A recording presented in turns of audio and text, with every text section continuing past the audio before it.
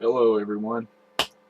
Active Asshole on Roids here with another glorious rant. 2 videos in one night. Man, I must be on some major roids tonight. But over the years, and looking back on history, I've seen a pattern with the American right, and this pattern applies. This pattern applies to the whole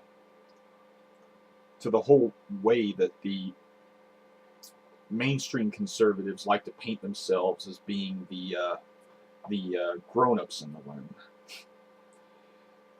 It's sort of a bait and switch that that that mainstream conservatives, so-called mainstream conservatives, like to use to rebrand themselves as the responsible center-right people in the country. And it sort of goes like this. Every time they lose an election, when they're out of power, what happens? You see a rise in right-wing militia movements. You see a rise in the whole Ayn Rand, Frederick Hayek alkalite crowd with their whole seminar, think tank / right-wing church bullshit. You see a rise in the extremism, the craziness, the showcasing the American right's mutative qualities as a movement. And then after about 4 to 8 years of this crap, after about 4 to 8 years of them being out of power, well, being out of the White House at least, not having the ability to ram through things that their Congress can rubber stamp when they have Congress under their control. After those 8 years, you always see you always see these same mainstream conservatives come back after these 4 to 8 years of right-wing craziness, presenting themselves as the sensible right-wing alternative. Like with with the whole George W. Bush compassionate conservatism thing. You all remember how that went down with the 8 years of George W. Bush, following the 8 years of Clinton. Bush, the right-wing proto-fascist, the guy who people still credit with developing with the development of the term ownership society, even though it was originally used by Augusto Pinochet.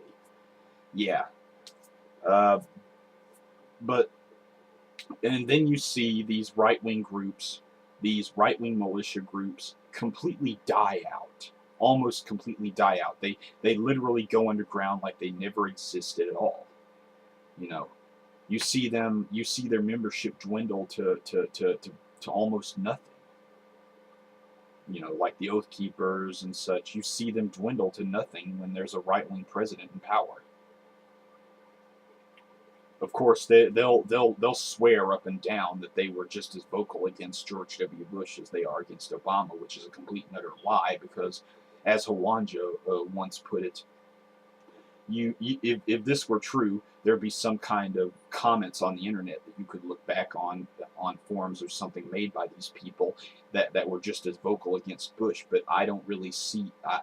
You can go all over the internet, and those comments are largely absent, and in some cases completely absent. That again, right-wing, the American right rewriting history. Because they'll claim up and down that they were just as vocal against George W. Bush, when in reality they weren't. They only start caring about being fiscal hawks after a Democrat's in the White House. Or they only start caring about government size and power or executive power when a Democrat's in the White House. But I'm starting to see a pattern here.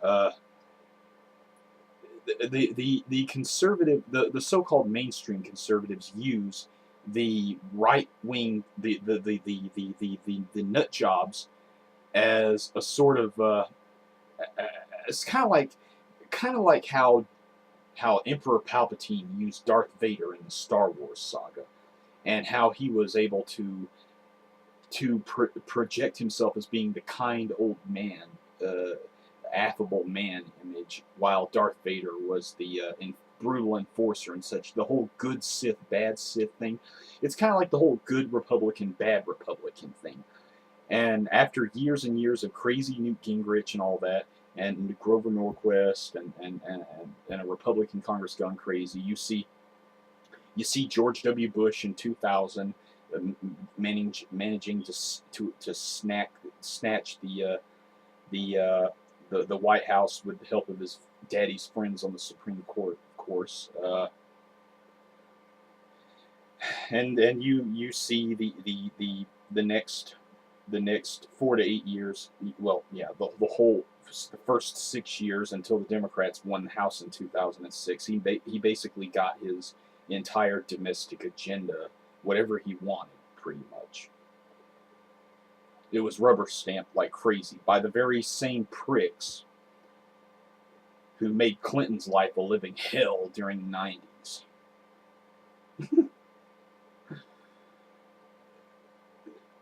And I can't help but think that they're going to try this garbage again. That they're presenting the right-wing militia movement assholes,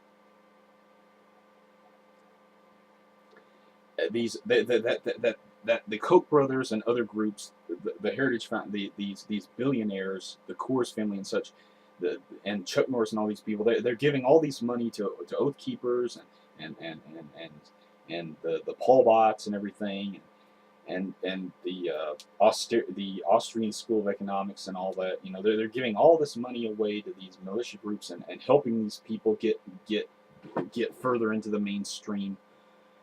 But at the end of the day, they're going to turn on them.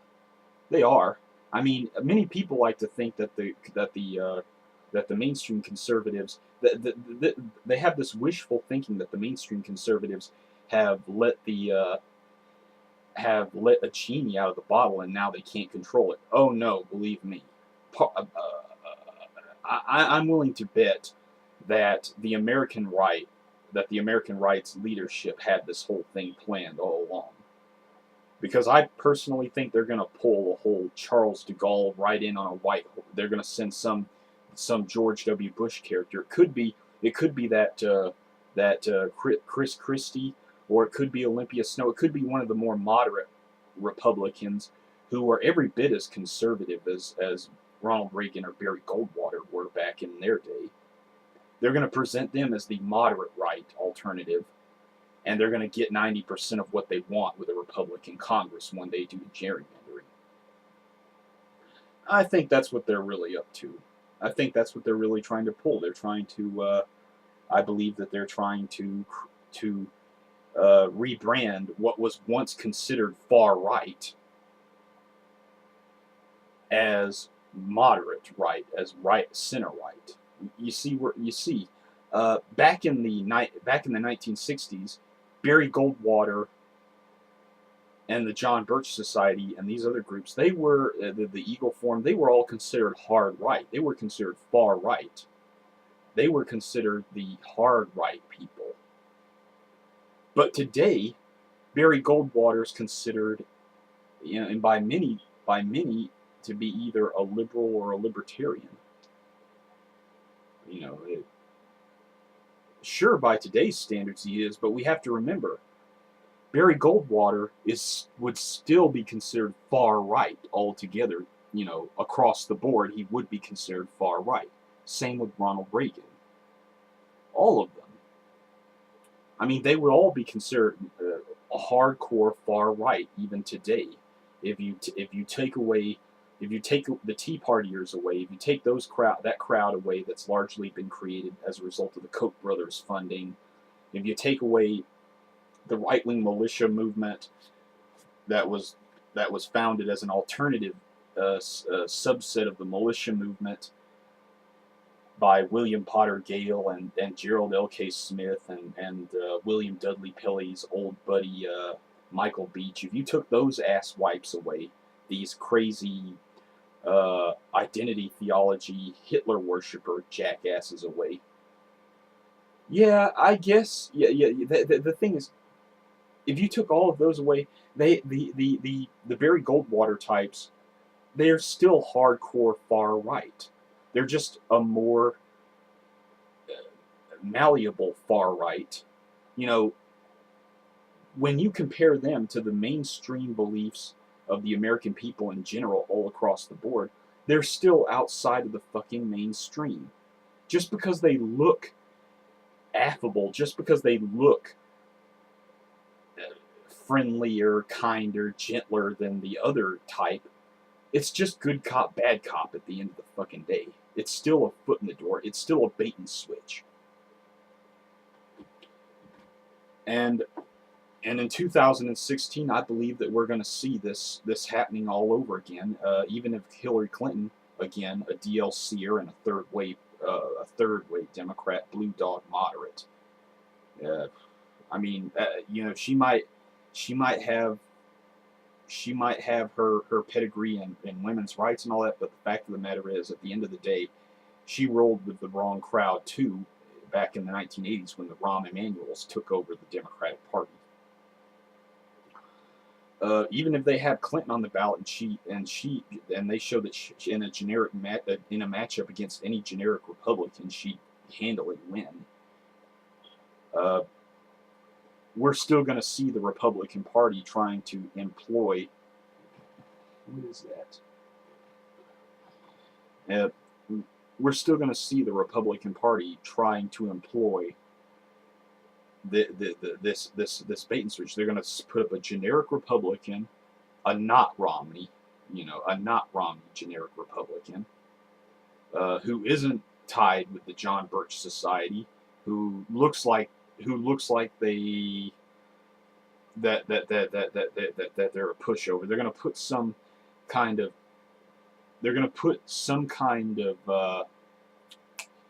of seemingly moderate Republican who would still be considered far right in a non Tea Party world, in a world where in an America where the Tea Party and the Libertarians and other groups and the Randroids were absent, they'd still be considered far right, hardcore Frederick Hayek nuts, especially in places like Europe and the rest of the industrialized world.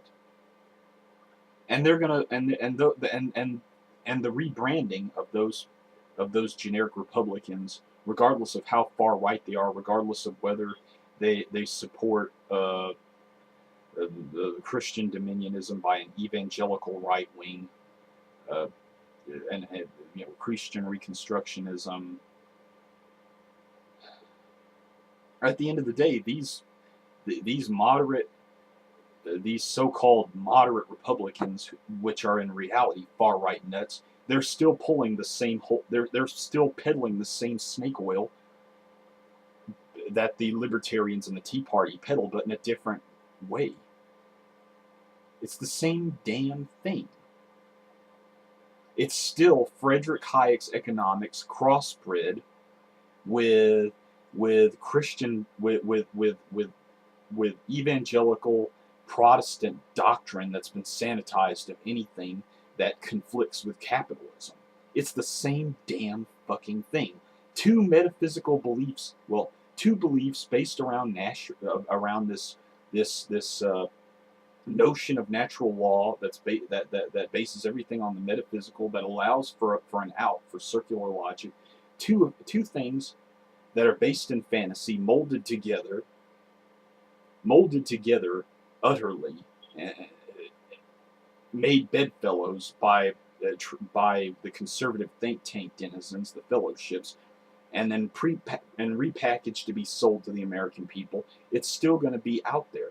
You're still going to see this far right nuttery pushed, but with a friendlier package on it, like the whole compassionate conservatism crap, the whole Bush crowd and the neocons pulled back in the early 2000s and the late 1990s. Don't be fooled.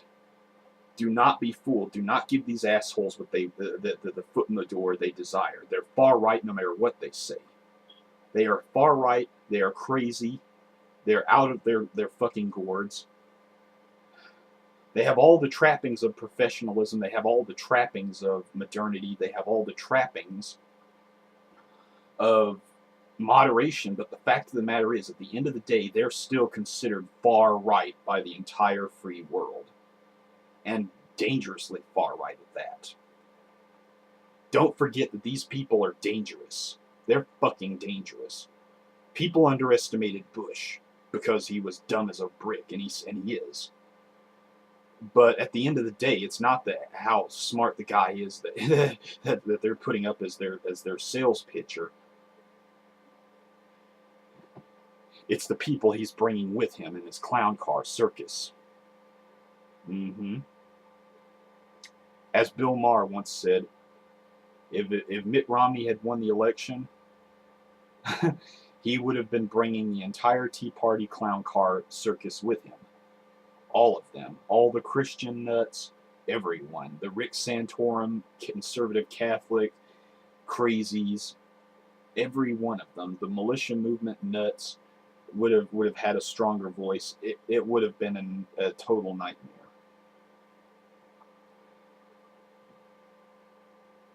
Don't give them the foot in the door. Do not let them take advantage of us and our. Do not let them pull this bait and switch that they're likely trying to gear us toward. 2016, it doesn't matter what the Republican Party and the conservative put up. It's still going to be a right-wing lunatic, because all of the real moderates that were left in the Republican Party were destroyed by the Phyllis Schlaflys, the Barry Goldwaters, and the William F. Buckley Jr.'s of the Republican Party. And many of these so-called mainstream conservatives, again, as I've stated before in one of my earlier videos, many of them, they can say all they want to about trying to keep the nuts out of their party, but they are the nuts. Again, William F. Buckley Jr., Phyllis Schlafly, these people were not good people in any sense of the word. These were not human beings in any sense of the word. They had no atom of humanity in their body. They didn't see a dictatorship that they didn't support, as long as it allowed for cheap labor markets and resource exploitation in other countries. It doesn't matter whether it was segregation in the South, apartheid in South Africa, or the myriad of third world dictatorships that the United States was providing logistical support for, with some advisement from Milton Friedman of the Chicago School of Economics and all that. It doesn't matter. It's this. These they're still fucking proto-fascist right-wing nut job, just assholes. It's the same damn thing, just with a prettier package. It's window dressing. The right wing is good at window dressing. And they're good at providing a fresh coat of Teflon to conservatism even after the old one is worn off. That's the mutated abilities of the conservative movement. Its ability to somehow safeguard the positive connotations of the word conservative, even though historically the word has had so many evil bastards behind it. Again, that I'm Active Asshole on roids. Second video in one night. I'm on a roll, baby. Got to get to bed and get to work tomorrow. Again, peace out, everybody.